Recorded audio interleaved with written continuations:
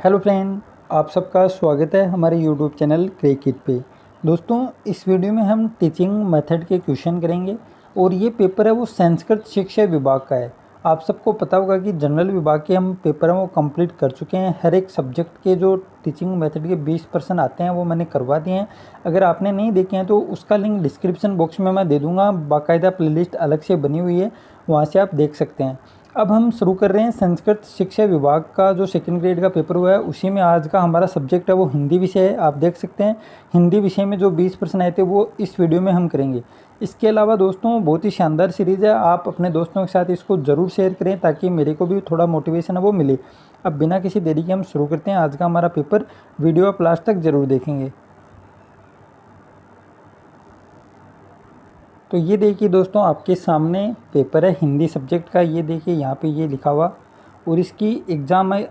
सबसे पहले आप ये भी देख सकते हैं संस्कृत शिक्षा विभाग 2018 सेकंड ग्रेड का ये पेपर है और इसकी एग्ज़ाम है वो फरवरी में हुई थी। 20 फरवरी 2019 को इसकी एग्ज़ाम हुई थी। अब सीधे चलते हैं हम शिक्षण विधियों के प्रश्न में। तो ये देखिए सबसे पहला प्रश्न है 106 नंबर। 106 नंबर से शिक्षण विधियों के प्रश्न वो स्टार्ट होते हैं पेपर में। तो प्रश्न है, वह विधि जिसका प्रयोग चारों भाषाई कौशलों के विकास हेतु किया जाता है। द्विभाषी विधि, सूत्र विधि, दूरस्थ विधि, अनुकरण विधि। तो मैं सोचता हूँ दोस्तों आपको ये सीरीज़ है वो बहुत ही ज़्यादा पसंद आ रही होगी और बहुत शानदार प्रश्न है और रिट में बिल्कुल ऐसे ही प्रश्न आते हैं। अगर आपको विश्वास नहीं है तो आप पीछे के पेपर देख सकते हैं, सेम टू सेम शिक्षण विधियों के प्रश्न है वो आते हैं। तो ऐसी विधि बतानी है जिसमें चारों भाषाई कौशल का मतलब है कि LSRW ये 4 भाषाई कौशल आपको पता होगा। तो इन सभी में ये विधियाँ वो काम में ली जा सकती है। तो दोस्तों, द्विभाषी विधियाँ वो नहीं काम में आती है, दूरस्थ विधि तो बिल्कुल नहीं होगी, सूत्र विधि भी नहीं होगी। यहाँ पे अनुकरण विधि है वो बिल्कुल सही है। ऑप्शन नंबर 4 है वो इस क्वेश्चन का राइट आंसर है, ऑप्शन नंबर 4। अब चलते हैं अगले क्वेश्चन में।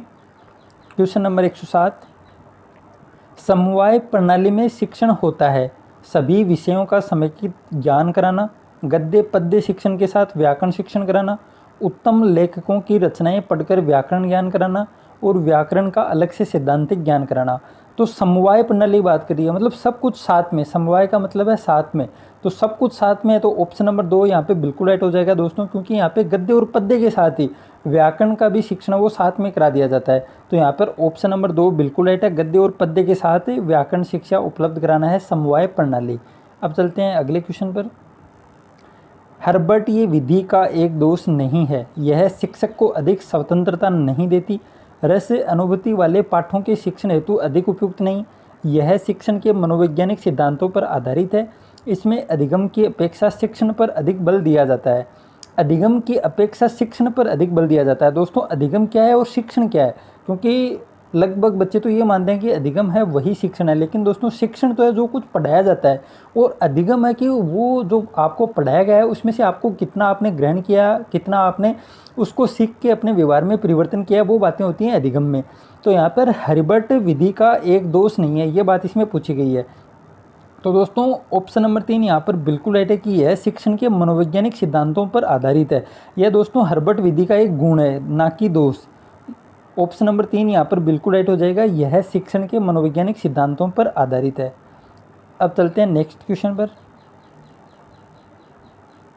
क्वेश्चन नंबर 109, अति सुंदर तन श्याम सरिको देखत हरि पछिताने, सार के इस पंक्ति में किसके सुंदर तन का वर्णन किया गया है? तो दोस्तों, ये बीच में हिंदी का प्रश्न आ गया है, शिक्षण विधि का प्रश्न नहीं है, लेकिन आप जब पढ़ ही लिया तो इसका आंसर भी मैं आपको बता देता हूँ। उद्धव इसका आंसर है, ऑप्शन नंबर 3 यहाँ पर बिल्कुल राइट है। तो लेकिन ये हमारे शिक्षण विधि का प्रश्न नहीं है, इसलिए इसको इतना गौर करने की जरूरत नहीं है आपको। 110 नंबर का प्रश्न है। अब शिक्षण विधियों के संदर्भ में कौन सा कथन सही नहीं है?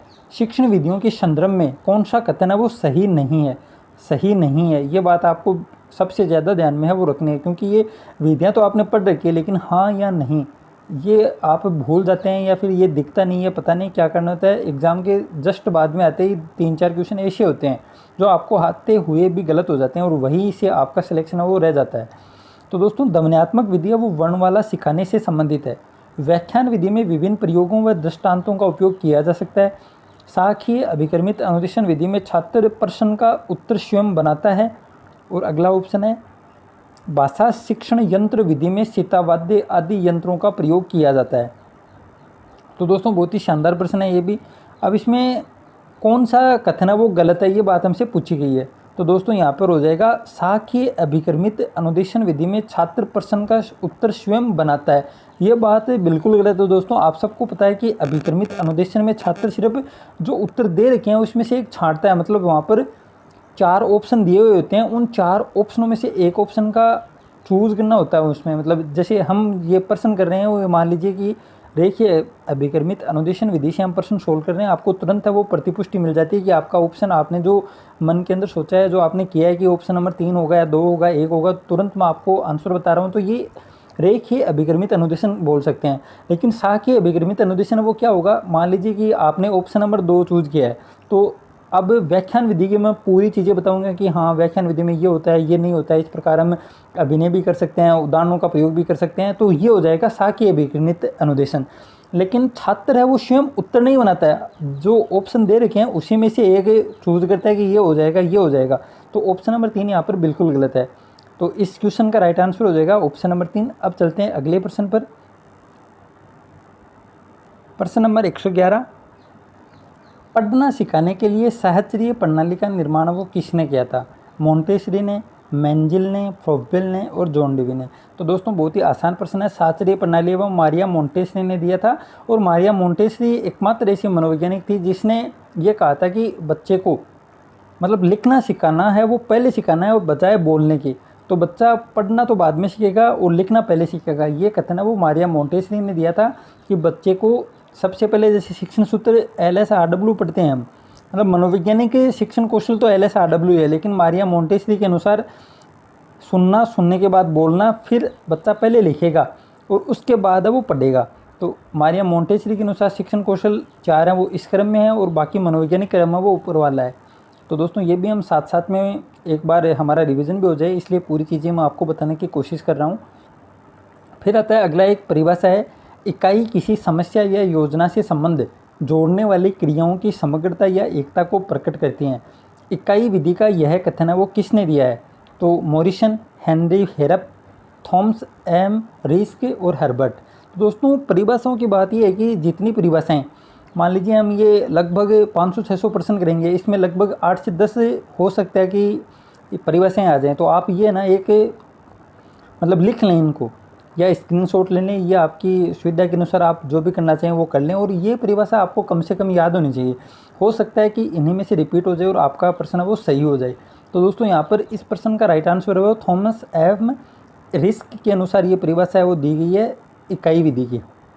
तो दोस्तों बहुत बार रिपीट हुआ है क्वेश्चन, शायद हमने जो पहले प्रश्न किए हैं उनमें भी ये प्रश्न आया होगा और आगे भी आएगा। बहुत ही अच्छी परिभाषा है थॉमस एम रिस्क की, एक मॉरिसन। इकाई विधि में 2 परिभाषाएं बहुत ज़्यादा इंपॉर्टेंट है, दोनों आप याद कर लेना। फिर चलते हैं अगले प्रश्न पर। यदि हम चाहते हैं कि विद्यार्थियों का भाषा पर पूरा अधिकार हो तो उन्हें ऐसे लेखकों की रचनाएं पढ़ने को दी जाएं जिनका भाषा पर अच्छा अधिकार हो। यह कथन शिक्षण विधि के संदर्भ में कहा गया है। सूत्र विधि, प्रयोग विधि, भाषा संसर्ग विधि और पाठ्य पुस्तक विधि। तो दोस्तों इसमें क्या बोल रहा है कि मान लीजिए आपको व्याकरण सीखनी है, तो आपको ऐसी किताबें वो दी जाएँ जिसमें व्याकरण का बहुत शानदार तरीके से प्रयोग किया गया है। तो आप उसको पढ़ोगे तो अपने आप आपको मतलब पूरा भाषा पर अधिकार हो जाएगा, आप व्याकरण भी सीख जाएंगे और बोलना लिखना सब कुछ आ जाएगा आपको। तो ये कथन है वो कौन सी विधि के संदर्भ में कहा गया है? सूत्र विधि। तो सूत्र विधि तो बिल्कुल नहीं होगा, ऑप्शन नंबर 1 तो बिल्कुल नहीं होगा। भाषा संसर्ग विधि, प्रयोग विधि, पाठ्य पुस्तक विधि, इन 3 में से एक होगी। तो दोस्तों इसका ऑप्शन है भाषा संसर्ग विधि। ऑप्शन नंबर 3 के बारे में ये बात है वो बोली गई है यहाँ पर, ऑप्शन नंबर 3 बिल्कुल राइट है। फिर चलते हैं अगले क्वेश्चन पर। द्विभाषी पद्धति का क्षेत्र नहीं है। सम्मेलन व गोष्ठियाँ, अनुवाद शिक्षण, प्राथमिक कक्षाएं, विदेशी भाषा शिक्षण। तो द्विभाषी विधि का मतलब ये है कि मतलब बच्चा है वो हिंदी से इंग्लिश या इंग्लिश से संस्कृत, मतलब 2 भाषाओं को आपस में तुलना करके सीखेगा। तो इसका मतलब कौन सी? प्राथमिक कक्षाएं बिल्कुल नहीं होगा, क्योंकि आप सबको पता है कि प्राथमिक कक्षाओं में तो बच्चा मातृभाषा में सीखेगा। ऑप्शन नंबर 3 यहाँ पर बिल्कुल राइट हो जाएगा। द्विभाषी पद्धति है वो प्राथमिक कक्षाओं में काम में नहीं लेते हैं। ऑप्शन नंबर 3 यहाँ पर बिल्कुल राइट है। फिर चलते हैं अगले प्रश्न पर। 115 नंबर। बोलना मनुष्य को पूर्णता तक पहुंचाता है, लेकिन लिखना आदमी को परम शुद्ध बनाता है। लेखन कौशल के संबंध में यह कथन किसने दिया है? अरस्तु, बेकन, शेक्सपियर और रायबर्न। तो दोस्तों बहुत ही शानदार है और हो सकता है रीट के लिए मैं इसको मोस्ट इंपॉर्टेंट प्रश्न बोलूँगा। इंपॉर्टेंट प्रश्न है, ये परिभाषा आप मतलब ध्यान में रख लेना, इंपॉर्टेंट है एकदम से। बोलना मनुष्य को पूर्णता तक पहुंचाता है, लेकिन लिखना आदमी को परम शुद्ध बनाता है। लेखन कौशल के संदर्भ में यह कथन वो किसका है दोस्तों? तो इसमें हो जाएगा 115 में है ऑप्शन नंबर 2, बेकन महोदय ने ये कथन वो दिया है, रोजन बेकन। ऑप्शन नंबर 2 यहाँ पर बिल्कुल राइट है। फिर आता है अगला प्रश्न, अशुद्ध उच्चारण का कारण है वाग्येंद्रियों में विकार, सामाजिक प्रभाव, प्रयत्न लाघव और अक्षर ज्ञान। तो दोस्तों अब वाग्येंद्रियों में विकार भी होता है, प्रयत्न लाघव भी होता है, सामाजिक प्रभाव भी होता है और अक्षर ज्ञान भी होता है। अब मतलब चारों ऑप्शन ही सही हैं, लेकिन इसमें सबसे ज़्यादा सही कौन सा है? तो इसमें मतलब वाग्येंद्रियों में विकार है, वो ऑप्शन सबसे ज़्यादा अच्छा होना चाहिए। लेकिन दोस्तों वही है कि शुरू में तो ऑप्शन नंबर 1 है वो राइट आंसर माना गया था, लेकिन जो फाइनल आंसर की है, जिसमें मतलब विद्यार्थियों के द्वारा जो रेट लगाई जाती है, उसके बाद जो फाइनल आंसर की आती है रिजल्ट के बाद, उसमें दोस्तों इसको स्टार लगा दिया, मतलब सबको ही 1 नंबर वो मिल गया है, सबका राइट आंसर हो गया है, चाहे किसी ने किया है या नहीं किया है, सभी को मतलब बोनस मिल गया है। अब चलते हैं अगले प्रश्न पर।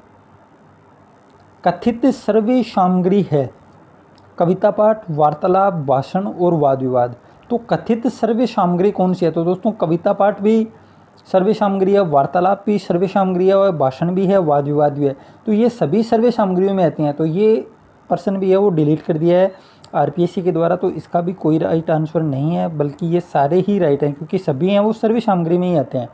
फिर आता है दोस्तों अगला प्रश्न, सूक्ष्म अध्ययन सूक्ष्म अध्यापन नियंत्रित अभ्यास का सूत्र है, जिसमें एक विशिष्ट अध्यापन व्यवहार को नियंत्रित दशाओं में सीखना संभव है। यह किसका कथन है? पेक व टेकर, एलन व ईव, मैककोलम और क्लिफ्ट। तो दोस्तों ये भी परिभाषा इंपॉर्टेंट है, जितने भी परिभाषाएं आई हुई हैं वो आपको ध्यान में रहनी चाहिए दोस्तों, क्योंकि इन्हीं में से एक प्रश्न है वो उठा लिया जाएगा और एक आध ही परिभाषा रीट के अंदर आएगी, ज़्यादा नहीं आएंगी, तो आपको ज़्यादा सीरियस होने की ज़रूरत नहीं है। अगर आपसे याद हो तो जो मैं बता रहा हूँ इनमें जो आई हुई परिभाषाएं वो आप याद कर सकते हैं।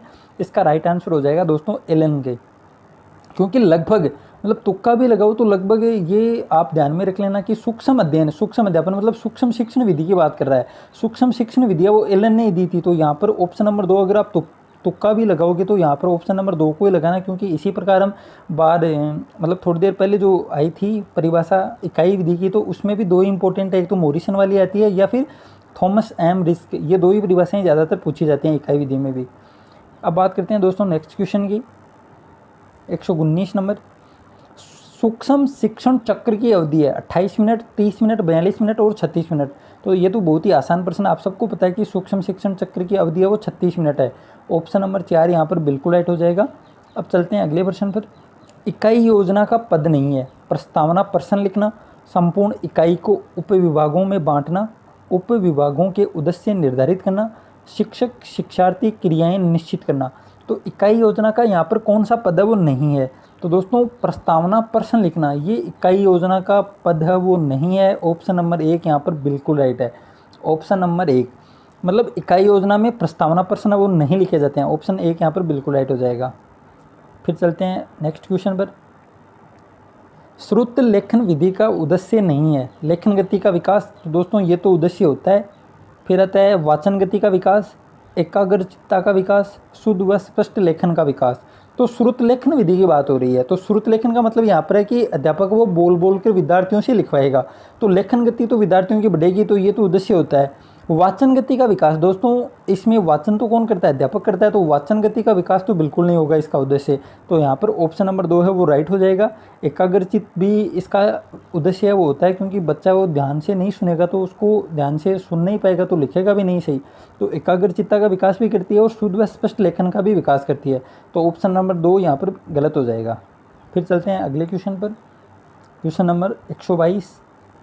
फ्लेनाइन बोर्ड। दोस्तों ये फ्लालेन बोर्ड नहीं होता है, फिनालेन बोर्ड होता है। फिनालेन बोर्ड का प्रयोग होता है लेखन कार्यों में, स्वर्ण का हेतु, चित्र प्रदर्शन हेतु, फिल्म पट्टिका प्रदर्शन हेतु। तो दोस्तों ये भी इंपॉर्टेंट प्रश्न है। तो आप सबको पता होगा कि फ्लैनेल बोर्ड है, उसमें चित्रों को मतलब एक तरीके से प्रदर्शित किया जाता है। ऑप्शन नंबर 3 है वो बिल्कुल राइट हो जाएगा। आपने देखा भी होगा, अगर नहीं देखा है तो आप गूगल क्रोम पे जाके इसको सर्च मार लेना, ताकि आपको बुलेटिन बोर्ड और फ्लैनेल बोर्ड ये दोनों में अंतर भी है वो एकदम से अच्छी तरीके से याद हो जाएगा। तो फ्लैनेल बोर्ड में तो चित्रों को प्रदर्शित किया जाता है और बुलेटिन बोर्ड में नोटिस हैं वो चस्पा किए जाते हैं। फिर आता है अनुकरण वाचन के भेद हैं, 2 भेद हैं, 3 भेद हैं, 4 हैं या फिर 5 हैं। तो दोस्तों अनुकरण वाचन है वो शायद 2 प्रकार का होता है। ऑप्शन नंबर 1 यहाँ पर बिल्कुल राइट हो जाएगा। एक तो सहस्वर मतलब वाचन होता है, एक अनुकरण वाचन होता है। अनुकरण वाचन में भी एक में तो मतलब एक विद्यार्थी ही बोलता है, उसके पीछे बाकी सारे विद्यार्थी, जिसको तो कहते हैं अनुकरण वाचन। एक होता है अनुवाचन। अनुवाचन में शिक्षक है वो आगे पहले बोलता है, उसके बाद सभी बच्चे हैं वो उनका अनुकरण करते हैं। तो शिक्षक बोलता है और बच्चे अनुकरण करते हैं, वो तो होता है अनुवाचन।